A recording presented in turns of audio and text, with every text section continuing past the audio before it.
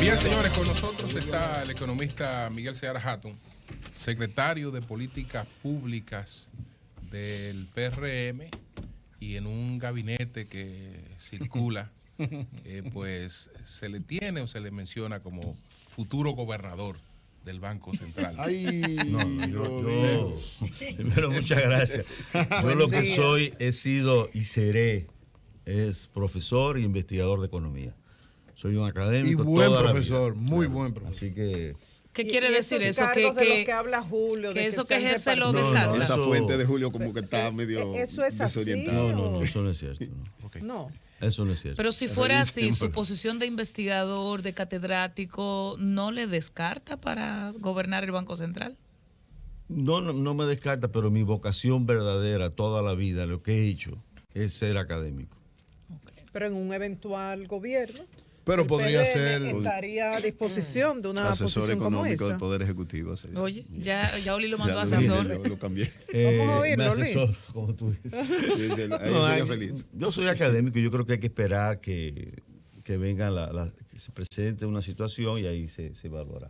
Bueno, recientemente el Fondo Monetario Internacional ha pedido estar atento a el descenso de la economía estadounidense y a lo que ha estado ocurriendo con la zona euro. ¿Esto qué representa? Bueno, eso nos afecta, o sea, todo, digamos, retroceso, freno de la economía mundial nos afecta porque en cuanto a que nosotros dependemos del turismo y de las remesas, que son dos fuentes importantes de ingreso de divisas del país. Y esos son efectos inmediatos. O sea, cuando se produce una recesión, pues lo primero que la gente corta, ¿qué es? Las vacaciones. Y el que está enviando, en la medida de lo posible, lo reduce. Y luego nos afectaría en el lado de las exportaciones, pero eso sería más lentamente. Indudablemente es una amenaza que tiene la economía dominicana y todas las economías que dependemos de un mercado internacional que hoy día da indicios de cierto freno.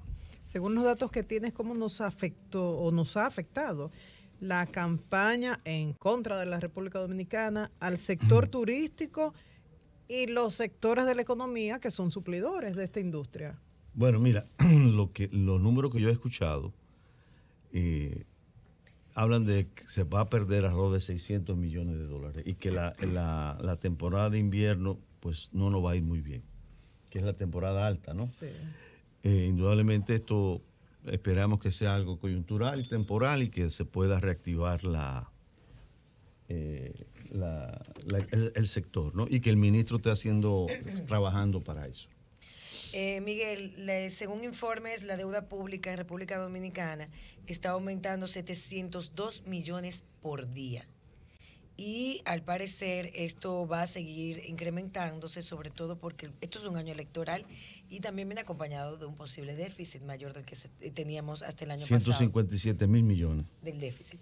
¿Cuál es el impacto de que esta deuda pública sigue en aumento? Estamos hablando de 700 millones de pesos por día. Si lo dividimos, 700 millones de pesos por día en horas laborables, entre 8 horas laborables, nos va a dar... Vamos a calcular para que la gente sepa cuánto por hora nos estamos endeudando en la República Dominicana. Sí, mira, el gran problema de la deuda son los intereses. O sea, el porcentaje de intereses. Si se pagara todos los intereses que se deben pagar, tendríamos que dedicar más del 30% de los ingresos tributarios al pago de los intereses. Hoy día no estamos pagando todo. Parte de los intereses lo estamos pagando con deuda, el superávit primario, que es la fuente de... Bueno, no estamos pagando todo, ¿no? Deberíamos pagar 30% y estamos pagando alrededor de 23%, 24% de los ingresos tributarios. Pero es un peso amplio del presupuesto. Eso es el más alto que hemos tenido y tenemos uno de los más altos de toda la región de América Latina. El porcentaje que significa los intereses sobre el presupuesto público. El problema es también que la fuente para cubrir esos intereses, el ahorro, sale de una cuenta que se llama saldo primario. Y el saldo primario ha sido o negativo o positivo, pero muy pequeño. Entonces, el saldo primario debe dar lo suficiente para cubrir los intereses. Y no da. Entonces, Esa es la gran dificultad que tiene la economía y como no da, hay que endeudarse para seguir pagando interés. Entonces esa es la gran dificultad ¿Qué que parte de esa deuda pública la genera el déficit cuasi fiscal? Eso sería como alrededor de un 7% de ese 30. Más o menos, o sea, perdón, del 30... del 30 que se pagan de intereses. Del 30% que deberían pagarse. El déficit cuasi fiscal. El déficit sería, de los intereses que hay que pagar, serían como el 7%. O sea... No, un poquito más, Miguel. No, 7% del... O sea, sería 23 lo paga el gobierno, 7% paga el Banco Central. Hay uno, y voy a cambiar de tema, siguiendo en la economía, porque voy al salario. En República Dominicana tenemos muchos tipos de salario, en el sector privado básicamente, pero el máximo salario mínimo no llega a 20,000 pesos. Por ende está por debajo de la canasta básica. Y el Listín Diario entrevistó hoy a un... Y del umbral de pobreza, ¿eh? Correcto. Entonces, hoy el Listín Diario entrevistó a un ex viceministro de Trabajo, Washington González. Y decía, espérate, que lo ideal es que el salario mínimo sea más o menos lo que cuesta la canasta básica, aunque sea el quintil más bajo, cosa que aquí no ocurre. Mi pregunta es, ¿aguantaría la economía dominicana tener un salario mínimo que esté acorde a la canasta básica? ¿O hablar de ese tema podría ser calificado de politiquería? No, porque sí, depende de la productividad por persona empleada. La productividad por persona empleada ha aumentado sistemáticamente en la República Dominicana desde la década de los 60. Sin embargo, el salario, en términos reales, el poder adquisitivo del salario mínimo legal, correcto, está por debajo del nivel que teníamos en los años 63-68. El periodo donde se registró un poder adquisitivo mayor desde 1930 hasta el 2018 es en 63-68, que corresponde a una época de gran movilización social. O sea, tenemos 50 años de atraso a nivel salarial. Entonces, más o menos. El nivel de salario ha subido ligeramente en términos de poder adquisitivo real, pero está todavía por debajo de ese nivel. Naturalmente hay un aspecto también importantísimo, Miguel. En aquellos tiempos ingresaba una persona. Ahora tenemos que hablar no solo del salario nominal. No. Cuando estamos hablando de canasta familiar, tenemos que hablar del salario familiar, no del salario de una persona. Para que veamos el Julio, asunto. No, escúchame. Viéndole el volumen de los Miguel salarios. Seara Hatton. Entonces, te pregunto eso.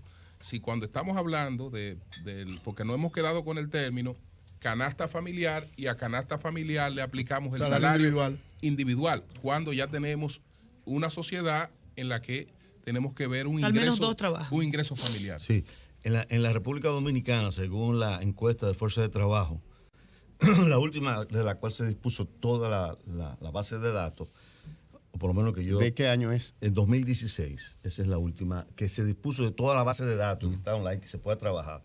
Eso da aproximadamente, de hecho lo hicimos para varios años. Salario familiar. Lo hicimos un promedio de como de 4 años para poder tener 4 o 5 años. Da 1.4 personas por familia. Ahora, lo curioso de esas 1.4 personas por familia es que en los bajos niveles de ingresos, en los deciles más bajos, nada más trabaja una persona, y en los deciles más ricos trabajan 2 personas. O sea, la media se va moviendo se va reduciendo hacia abajo. Más rico. No, hacia abajo se va reduciendo. Reduciendo. Los más pobres nada más trabajan uno. Es que hay más pobres disponibles para trabajar. Y en los que tienen más ingresos, más altos, trabajan 2. Entonces la desigualdad salarial se mantiene año por año.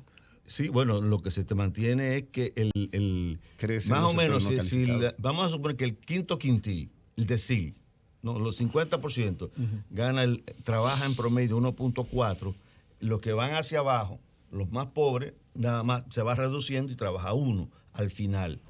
Uno o ninguno en algunos casos, ¿no? Bueno, estamos hablando del ingreso. Promedio trabaja una persona, y en los más ricos, en promedio trabaja 2. Puede ser que haya familias que tengan 4 o 5. Sí, pero o al revés, que en los pobres trabajen más. Miguel, ustedes han planteado una crítica en el sentido de que el crecimiento sostenido que ha tenido la economía dominicana, que ahora mismo es la economía de más crecimiento en América Latina, tiene varios años en eso, y tiene un periodo de más de 15 años creciendo de manera sostenida, ustedes afirman que ese crecimiento se debe a la deuda, o uno de los factores que influyen. Y la remesa también. Sí, no, pero la deuda es uno de los factores que más sobre todo los críticos al gobierno, los que tienen posición contraria al gobierno.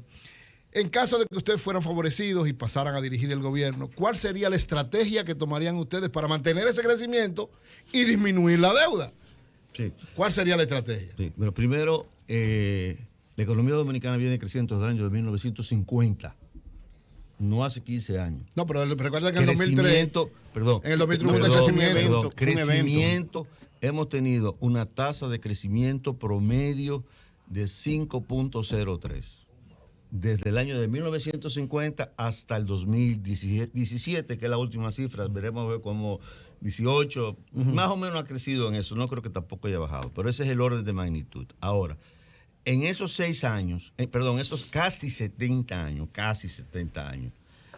solamente ha habido recesión en 6 años, de los cuales 2 fueron por razones políticas, como fue la Revolución del 65, que el PIB decreció en 12%, y algunos que otro año después de la caída de Trujillo, pero fue por razones políticas.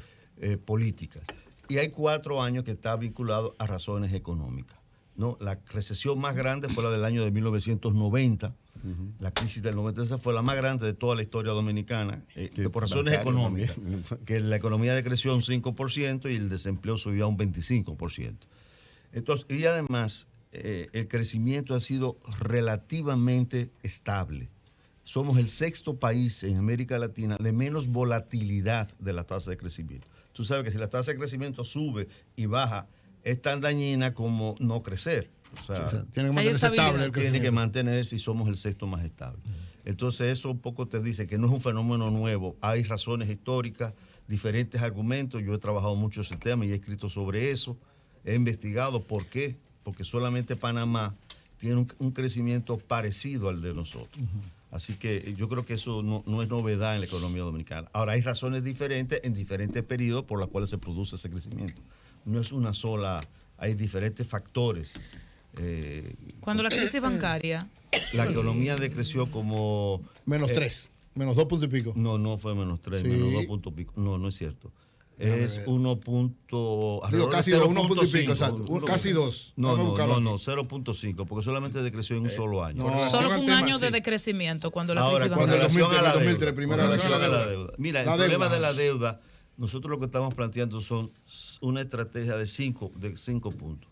La primera es que hay que resolver el problema de la impunidad y la corrupción. Hoy día la impunidad y la corrupción tienen un valor, tiene una legitimidad de carácter ético, pero también es un instrumento de políticas públicas y de política económica, porque mientras exista este despilfarro en el manejo, el problema de la impunidad y la corrupción, va a ser muy difícil pedirle a la sociedad que pague un centavo más de impuestos. Entonces eso es lo primero, hay que enfrentar ese problema y hay que resolverlo. En segundo lugar, hay que mejorar la calidad del gasto. La calidad del gasto significa gastar donde se necesita y dejar de gastar donde no se necesita. Las estimaciones que hay sobre cuánto significaría eso de disponibilidad de recursos oscilan entre 2% del PIB. Nosotros hemos calculado 2.7, digo nosotros, el PRM, y el BID ha calculado 3.8.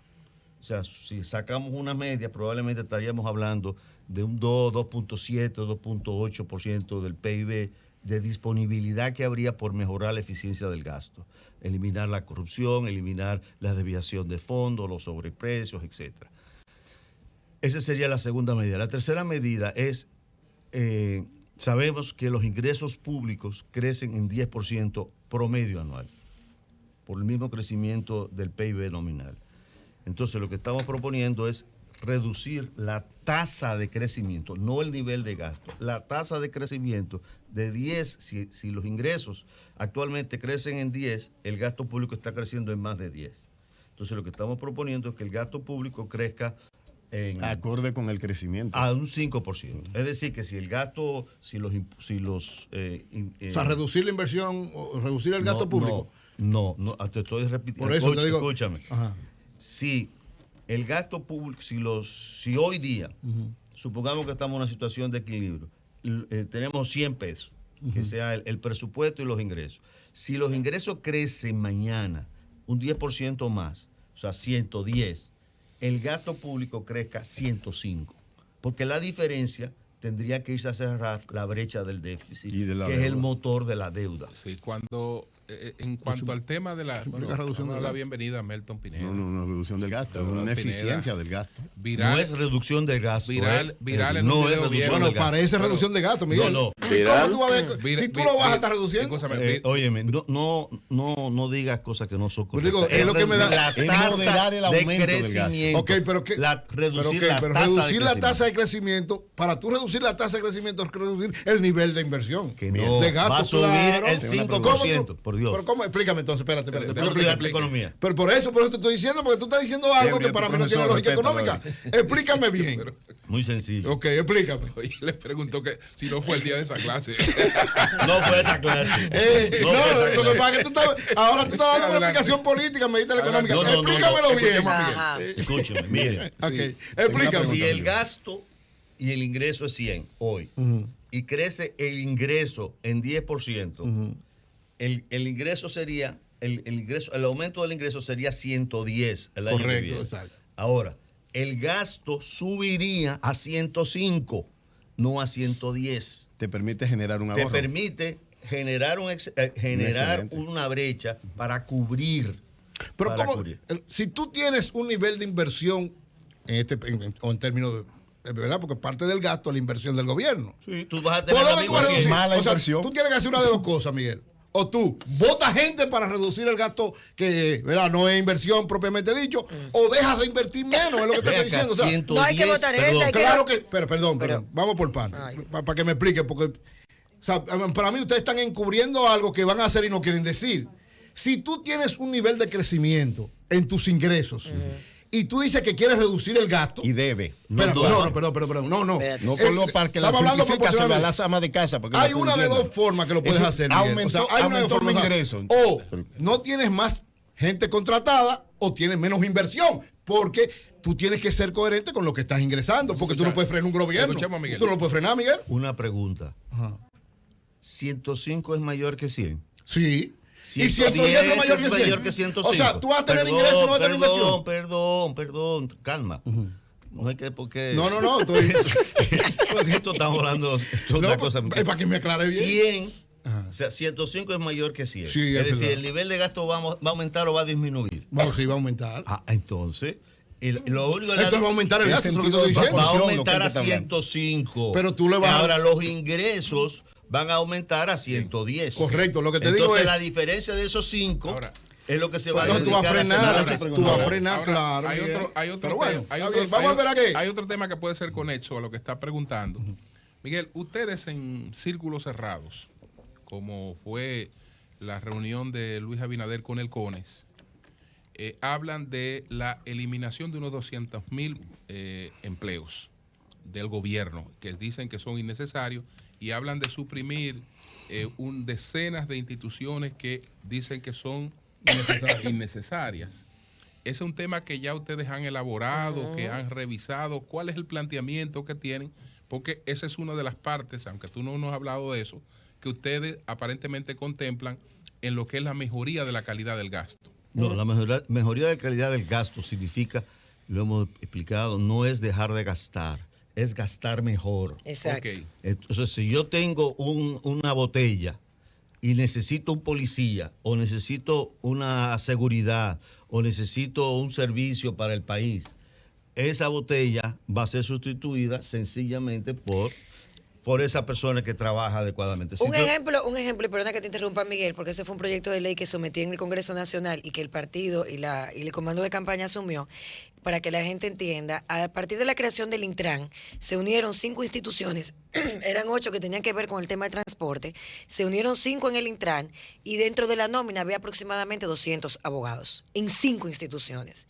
No es eliminar y sacar solamente el presupuesto ese dinero, es poder decir cuántos abogados de estas instituciones están trabajando, qué podemos hacer con esos recursos, porque podemos hasta capacitar técnicos en el área que necesitamos para poder hacer que el rendimiento del dinero y el impacto y el retorno que tenga para la sociedad sea realmente efectivo.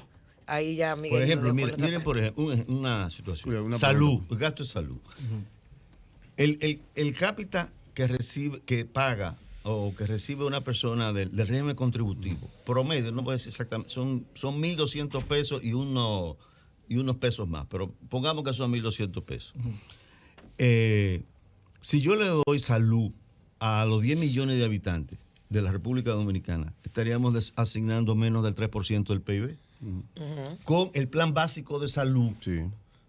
Con el plan básico de salud. Menos del 3%. Y el costo que tengo ahora, lo que estoy gastando en salud es 1.6% del producto. Es decir, que yo puedo enfrentar el problema de salud de toda la sociedad dominicana, mejorando el nivel de gasto. Y no te estoy hablando quizás de darle inmediatamente a los 10 millones, pero sí a los 6 millones o a los 5 millones que están, los 3 millones que son del régimen subsidiado y a lo mejor 1 o 2 millones del régimen mixto contributivo subsidiado. O sea, puedo resolver ese tipo de problemas con esos recursos. Hoy día, lo que ha hecho el gobierno fue primero separar las canastas. Por primera vez, el plan básico de salud es diferente para una persona que es pobre y para una persona que es más pudiente. Eso es una barbaridad. Y además, le asigna, el gobierno le asigna al régimen subsidiado un cápita de 200 pesos. Y el régimen contributivo son 1.200. Es decir, casi 6 veces más, 5 veces más recibe una persona pudiente que una persona pobre. Y a eso le han dado una tarjetita. Y la tarjetita lo que te cubre son 200 pesos cápita mensual. O sea, eso no te da para resolver el problema de salud. Sí, Miguel, mirando el cuadro del Banco Central, el desempeño de las remesas del 2010 al 2018, el cuadro que ellos tienen publicado, en el 2010 la República Dominicana recibió de remesas familiares formales 3.683 millones de dólares. Eso ha ido en ascenso alrededor de 600 y pico millones de dólares hasta llegar que en el 2018 la República Dominicana recibió 6.525 millones de dólares de remesas familiares. En un cálculo general van 33.000 y pico de millones de dólares que han enviado los dominicanos. El primer trimestre y el segundo de este año, el crecimiento ha sido un 14% de las remesas familiares. Los dominicanos se siguen yendo en yola para Puerto Rico, que tiene 15 años quebrado. ¿Qué impacto tiene ese crecimiento de la remesa, que es el más caro que tiene cualquier sociedad cuando está su gente yéndose, en el crecimiento del que se pavonea el gobierno? Bueno, vamos a dar la respuesta. Vamos a esperar para que Miguel Seara Hatton les responda esta pregunta a Oli Matos en breve.